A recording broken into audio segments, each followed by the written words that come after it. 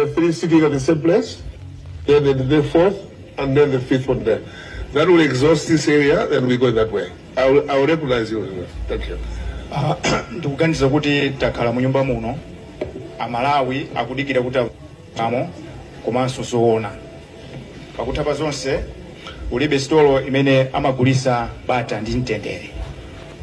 Ndimafuna ndisindike pamene kuti pakutapa zonse ulibe stolo imene amagulisa bata ndi mtendere. Ndi mafunso angapo 1 olemekezeka no angapo mutapanga prioritize kale ipozi kapena wili basi kuti alole so ina pange. You also eating into my time. Pa 7 December munapera interview kunena kuti mwamanga anthu amene amatema anthu ndizikwanje pa community ground. Tili ndi recording. Timafuna tiziwe kuti kodi milandu imene akuimva bwalo lake lakuti ndilakuti. Pa 25 November 2024 pali Longo community pamene paja pali hotel yasimama pali CCTV panabwera anthu azikwanje amene amayimba kumbuyo kwa polisi kuti nkhani imene amayembekezanso kuti tikupaseni mpata a director akafukufuka akafufuze funso lina manena kuti kumakhala zionesero zopanda chilolezo. Pa 7 November 2024 tinalemba kalata not 7 pa 7 November wauza bwana mkubwa kuti malinga ndi malamulo tifuna tipange zionesero zopata ndi mtendere mafuta mzigo muno mulibe. Abwana mkubwa anatita stakeholders conference office kwawo apolisi mali mwe tunakambirana tinkafuna tipange ma demonstration pa 19 munatiuza kuti pa 19 a president akupita ku Luana ife ngati anthu oyemekeza malamulo tidamvera ndipo tidasankha tidagwirizana kuti mademo tipanga pa 25 imene ali mande anthu ankatiseka kuti mademo opanga mande akuti koma tinafuna kulemekeza malamulo. That Sunday pa 24 kunabwera kalata yonena kuti apolisi mwauza bwana mkubwa alofu dipalani kunena kuti achakwera kuchokapo choncho mademo tilepherese. Mukuganiza kuti anthu mwauza kunena kuti timfuna tipange ma demonstration lachinayi akuuza mwatiuza kuti president akuchokapo tavomera ngati olemekeza malamulo kenaka mukukabweresa the whole state president kungofuna kusokoneza ufulu wa ma demonstration. Ndizoona lero monga maime kumauza dziko kunena kuti kumakhala ma demonstration ongofuna osalemekeza malamulo. After all said and done ngati leo simu ifati ndi recording imene mna yakula pa 7 December ngati simutuuza bwalo ndi state ya imene ukumva mlandu wa anthu anatema anthu pa 24 ndi pa 25 pa Longo community komanso ngati simutuuza kumene akumva mlandu wa anthu amene anapresa magani motanda pangazi wawo ku parliament inu muvomere kuti mwalephera mutule pansi udindo and you are a threat to the peace and stability of this country. That said ndinene pano kuti in fact tukunena kuti muno wamoti wamaliza tipange governing council ngati different samples ende zabata ndite atiuza kuti kumachinga tinadi mufusedu Nkhani zonse zimene zachitika ku central region palibe wamangidwa. Nkhani ikachitika kundirande amathamanga, nkhani ikachitika kumachinga amathamanga, koma kuli Longwe palibe wamangidwa. Ngati amanga munthu andiuze zimene ndikuyankhula about ndi evidence. Therefore Madam Merin Yoram has failed Malawians and ni munthu amene salingalira za mbiri yake legacy. Ifeyo timamenya nkhondo kuti azimaya zikidwe pampando pamawa tisapanga kumvisi bwanji anthu kuti azakhale inspector general pamene tili ndi mayi amene akuyang'ana kumbali madala. Chifukwa chimenecho ndikupempha nyumba ino kuti resolution imene tipange tipeze komiti imene yendese dziko lino kufikira pa chisankho cha pa 16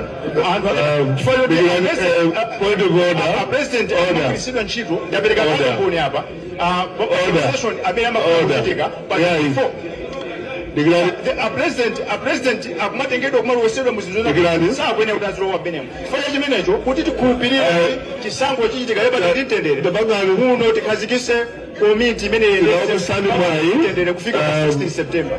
Zikomo kwambiri. Tinabasani mwafusa funso tisabisenso disorder ina tisapangane disorder ina tiakifunso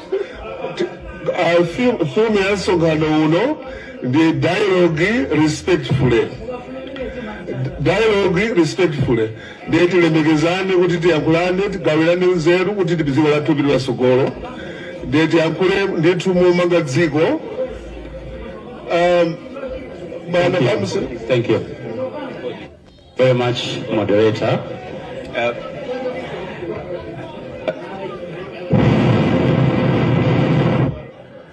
Can we have some order?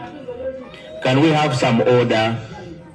Can we have some order? I know Mr. Mafuto Bamos has the microphone. I'll ask you to take a seat for a minute. Awa agulu, mwambaji bwana. It's so surprising. So surprising.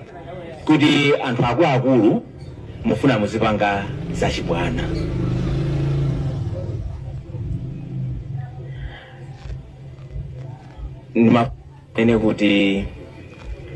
Mr. Namiwa has a right to express his views, even when we don't agree with his views, or even when some of you don't agree with his views. And in this conference, we will give everyone an opportunity to express their views. Okay? Even when we don't agree with their views, but we must listen respectively until they have said what they wanted to say, or until the moderator has interjected in the interest of time. Number 3, Mutilemegeze as moderators. I think what you did, Mr. Namiwa, was not very good. To answer back with a tinge of rudeness towards the moderator. Don't respond, because that, okay, thank you. That was not good. Because when you take away the moderation and you give yourself rules you want to follow and not the conference rules, there will be chaos here.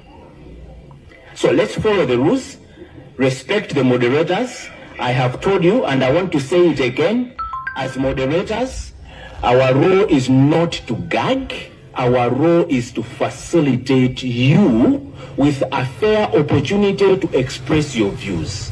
But let's do so orderly, following the rules. But everyone will have an opportunity to express their views. We're not going to gag you, but be within the regulatory framework that we have established, because there are two things that threaten the world. It's too much order and too much disorder. And that's why you have moderators. And that's why we are moderating, allowing you moments of light so you can have fun, and bringing you back to moments of seriousness so we can deal with the business. But if you want to push us to disorder, then I just want to tell you, we will issue an order to eject you out of the conference, and we will ask security to help us to out of the conference. But everyone will have a fair opportunity to express themselves. Don't worry, everyone will speak if you want to speak. Okay? Even when your view is unpopular, you will speak. Yeah? Even when some people think your view is stupid, yes, we will give everyone an equal opportunity to express their stupidity. We will do that here. Okay? So I just want to call for respect so that we have a civilized dialogue.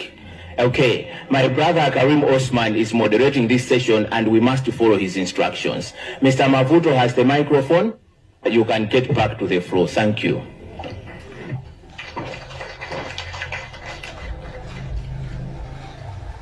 Thank you very much, moderator, for the guidance. My question goes straight to one of the points that was presented on the slides. And thanks to the Malawi police, because you indicate that you get into working relationships with other institutions. And one of those that you mentioned is the MDF, the Malawi Defense Force. Very important. Now, I wish to highlight also that a couple of studies